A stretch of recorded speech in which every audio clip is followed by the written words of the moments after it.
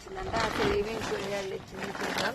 అమ్మ అయితే కూరగాయల మార్కెట్ ఎప్పుడు పోయినా కానీ కూరగాయలు అయితే ఖచ్చితంగా తీసుకొస్తుంది.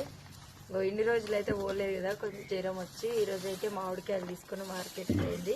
కూరగాయలు ఎన్ని తెచ్చిందని ఆశపడ్డా కానీ కూరగాయలు అయితే ఏంటి టమాటాలు, పచ్చిమిరపకాయలు, కొత్తిమీరేనమ్మా. కొత్తిమీర వేస్తుంది. మాకైతే మా చిన్నప్పటి నుంచి కొత్తిమీర లేని కూర చేయం మేము. ఎందుకంటే మా అమ్మ నేను చిన్నగా ఉన్నప్పటి నుంచే కాదు, అమ్మ చిన్నగా ఉన్నప్పటి నుంచి పండ్లు అమ్మిందనమాట.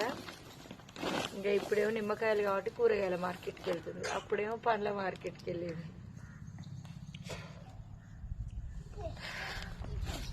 కానీ ఇంకా కూరగాయలు తెస్తే అయిపోదమ్మా. ఇంకేం చేస్తావు? చిక్కుడుకాయలు, కోకరకాయలు, ఇంకా దోసకాయలు,